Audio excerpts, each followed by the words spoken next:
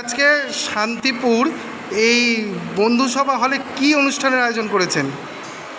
নমস্কার, আমরা genius art association এবং চন্দ্রাবতী সেবা সংঘের যৌথ উদ্যোগে প্রতিযোগিতামূলক সাংস্কৃতিক অনুষ্ঠানের আয়োজন করেছি,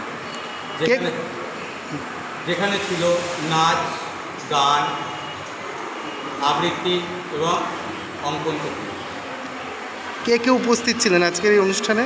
আজকে উপস্থিত আছি আমরা জিনিয়াস আর্ট অ্যাসোসিয়েশনের যারা কর্ণধার তারা সকলে, এবং উপস্থিত আছেন চন্দ্রাবতী সেবা সংঘের কর্ণধার। আপনাদের এই অনুষ্ঠানটা কত দিনের?